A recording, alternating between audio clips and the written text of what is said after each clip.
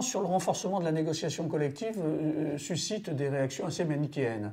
Il y a ceux qui disent que l'ordonnance a pour effet de priver la branche de son pouvoir normatif. C'est dans une large mesure faux. Au contraire, l'ordonnance favorise la négociation au niveau de la branche en ajoutant aux 5 thèmes historiques, thèmes de négociation prioritaire sur les salaires minimaux, sur la durée du travail, sur la protection sociale complémentaire. À ces thèmes historiques, on en ajoute 6 nouveaux sur les contrats à durée déterminée, sur les contrats de chantier, sur l'égalité homme-femme, qui sont des thèmes prioritaires de négociation au niveau de la branche.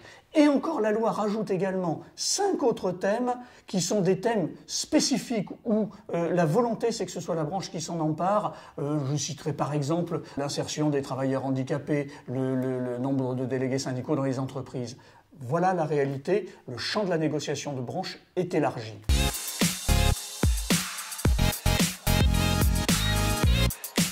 Eh bien alors, les ordonnances, si elles élargissent le champ de la négociation collective, elles mesurent la portée de ces accords de branche en admettant que, par principe, l'accord d'entreprise peut retenir des dispositions différentes de celles de l'accord de branche, en plus ou en moins, peu importe. En revanche, il y a des thèmes protégés. Les 11 thèmes dont je parlais tout à l'heure, eh bien, pour ces thèmes-là, l'accord d'entreprise ne peut retenir, il peut faire autrement, mais il ne peut retenir que des garanties au moins équivalentes à celles de la branche. Et puis, dans les 5 autres thèmes nouveaux de conquête spécifique de la branche, eh bien, l'accord de branche lui-même peut dire attention, sur ces thèmes-là, l'accord d'entreprise ne peut pas retenir des garanties non équivalentes à celles de la branche. Donc, plus de champ à la négociation de branche, mais avec des accords dont l'effet est plus relatif.